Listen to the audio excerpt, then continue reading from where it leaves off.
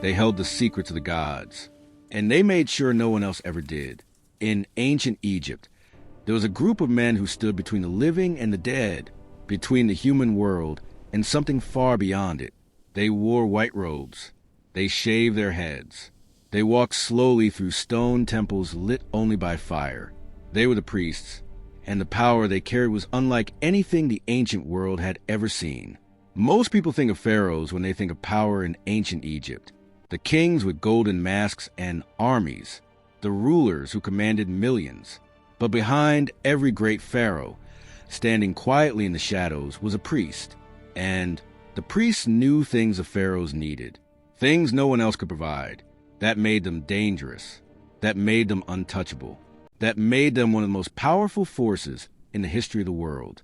To understand who they really were, you have to go back, far back, to a time when the Nile flooded every year, and the people of Egypt believed that the gods controlled everything. The sun rising in the morning, the crops growing in the field, the heart beating in a person's chest. All of it, they believed, was in the hands of the gods. And the priests were the ones the gods spoke through. The temples of ancient Egypt were not like the places of worship people know today. They were not open to everyone. Ordinary Egyptians could not walk inside. The doors were sealed. The inner chambers were dark. Only the priests were allowed to enter. Only they could approach the sacred statues. Only they could perform the rituals that kept the world running. At least, that is what everyone believed. And belief in ancient Egypt was everything. Every single day, in temples across the land, the priests followed the same strict routine. Before the sun came up, they were already awake. They bathed in cold water 4 times a day to stay ritually pure. They shaved every hair from their bodies, including their eyebrows. They wore only white linen. They could not eat certain foods. They could not touch certain objects. Their whole life was built around one goal: staying clean and worthy enough to serve the gods. But here is where things begin to get darker. The purity rituals were real, but they were also a wall, a way to separate the priests from everyone else. The rules made ordinary people feel that the priests existed on a different level, a higher level. And once people believe that, once they accept that someone else is closer to the divine, that someone else gains enormous power. Power over what people fear. Power over what people hope for. Power over life and death itself. The priests knew this, and they used it inside the inner sanctuaries of the great temples. The priests performed secret ceremonies that no outsider ever witnessed. The most sacred ritual happened at dawn. A priest, usually the highest-ranking one, would enter the darkest part of the temple alone. He would approach a sealed golden shrine. Inside that shrine was a statue of the god. He would break the clay seal, open the doors, and wake the god. He would wash the statue, dress it in fresh linen, offer it food and incense, and speak prayers that had been passed down for thousands of years. To the people of Egypt standing far outside, this ritual was the most important act in the world. Without it, they believed the sun would not rise. Without it, the god would turn away from the land. The crops would fail. The Nile would stop flooding. Children would die. The priests knew this is what the people believed, and they used that belief as armor. But what happened inside those sealed rooms was not purely spiritual. There were things the priests did in secret that they never intended the public to know. One of the darkest secrets was a control of knowledge. Egypt was a civilization built on information. Knowing when the Nile would flood meant knowing when to plant crops. Knowing the movements of the stars meant knowing the seasons. This kind of knowledge was survival, and the priests had it all. They were astronomers, doctors, mathematicians, and architects. They kept records in chambers that ordinary people could never access. They understood things that seemed like magic to the average farmer or soldier, but they did not share it. They guarded it fiercely, deliberately, strategically. A priest who knew how to predict a solar eclipse could walk into a crowd, announce that the sun was about to disappear, and watch an entire city drop to its knees in terror. When the eclipse happened exactly as he said, he became more than a man. He became a messenger of the gods. That power was addictive, and the priests were not willing to give it up. New priests who joined the temples went through long years of testing and training. Much of what they were taught was genuine complex knowledge about medicine, ritual, astronomy, and writing. But they were also taught something else. They were taught silence. They were taught secrecy. They were taught that what they knew could never leave the temple walls. Breaking that rule was not just a crime. It was considered a sin against the gods themselves. This silence protected the priests for thousands of years. There was another secret even darker than the control of knowledge. It was the manipulation of oracles. In ancient Egypt, people believed that the gods could speak directly through their statues. When someone had a serious question, they would bring it before the god during a festival procession. The statue would be carried through the streets on a great boat-shaped platform, held up by priests. The question would be read aloud, and the statue would answer. It would tilt forward for yes. It would pull back for no. Ordinary Egyptians believed this with their whole hearts. The god was literally speaking. But the priests were the ones carrying the statue. The priests were the ones deciding which way it moved. In some cases, there were even mechanical systems built inside the statues that the priests could control. Hidden levers, hollow spaces inside the stone, mechanisms that allowed a priest standing nearby to tilt the figure in whatever direction they chose. This was not always done out of cruelty. Sometimes the priests used these oracles to deliver what they genuinely believed was justice. To help a widow win back stolen land. To release a man wrongly accused of crime.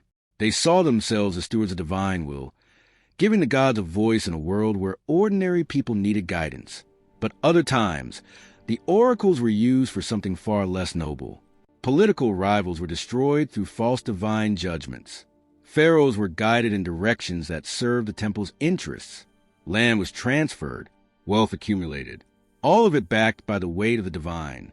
No one questioned the god, which meant no one could question the priests.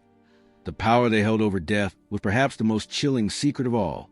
The priests who handled the dead were a separate class, known by names that even other priests spoke carefully. They managed the embalming process, the mummification of the bodies of the dead. This was considered one of the most sacred duties in Egypt. The soul of the dead person depended on the body being preserved correctly. If the rituals were done wrong, if the right spells were not spoken, the soul could be lost forever. Families of the dead would pay enormous sums to ensure their loved ones received the proper treatment. And the priests knew that fear. They understood exactly how much a grieving family would give to protect their dead relative from eternal suffering. The prices charged for a high-level mummification were staggering. The gap between what a rich family received and what a poor family could afford was vast. And the priest decided who received what. But inside the embalming chambers, hidden from all grieving eyes, things happened that the families never knew about. Later historical accounts and careful archaeological discoveries suggest that the most expensive amulets and jewelry placed on the bodies of the wealthy were sometimes removed before burial and replaced with cheaper copies. The real pieces remained in the temple. The family buried a wrapped body and believed everything was exactly as promised. The priest walked away with gold. This did not happen everywhere or always. Many priests were deeply sincere in their faith, but the system allowed corruption to hide behind sacred ritual. And in an institution with no outside oversight, no one to check, no one to question, darkness found a place to live. There was also the matter of the priests and poison. Ancient Egypt had remarkable medical knowledge. The priests who served in healing temples, like the great temple of Sekhmet, goddess of plague and medicine, understood plants, compounds, and substances in ways that would not be matched in the Western world for another 1,000 years. They knew what healed. They also knew what killed. And they were untouchable.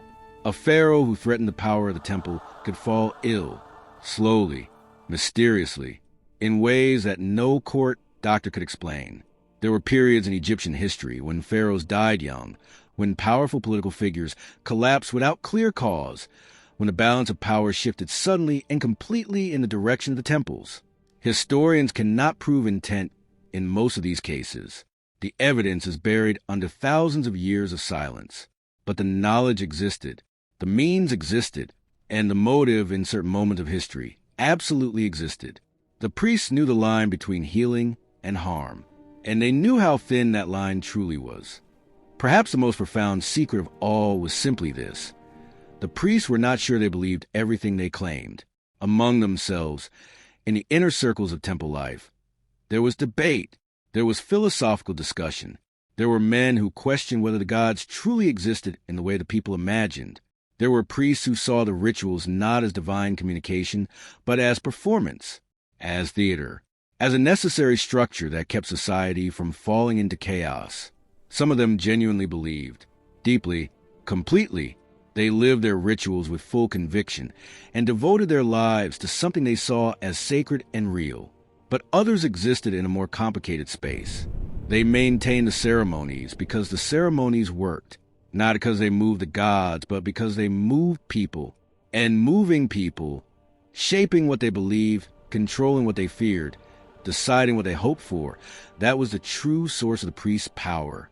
This is perhaps the darkest secret of all, because it means that for thousands of years, one of the greatest civilizations in human history was partly managed through carefully maintained illusion. Not all of it, not even most of it, but enough of it to matter, enough of it to shape dynasties, redirect armies, and decide the fates of millions of people who never had any idea. They stood in the firelight and spoke words in a language most people could not understand. They touched statues and called it divine contact. They predicted eclipses and called it prophecy. They carried the dead into stone rooms and charged everything their families had to give. They tilted sacred statues left and right and called it the voice of the god, and the people believed them. For 3,000 years, the people believed them. That is not a small thing. That is one of the most extraordinary feats of organized power in the story of human civilization. The priests of ancient Egypt built something that no army could have built, not through war, not through violence, through mystery, through secrecy, through the oldest and most powerful force in the human heart, the fear of what we do not understand. They walked through the smoke. They carried the fire. They stood in the darkest rooms of the most sacred buildings on earth and shaped the world from the inside. And most of them took every secret they ever held straight into the grave. The tombs are silent now. The temples stand in pieces. The statues have no more movement in them. The linen is dust. The fires have been cold for 2,000 years. But if you stand at the edge of a great temple ruin at dusk, when the last light of the sun falls across the stone, and everything around you goes quiet, you can almost feel it, the weight of what was kept here, the presence of something guarded and hidden and never fully given away. The priests are gone, but their silence still fills the air.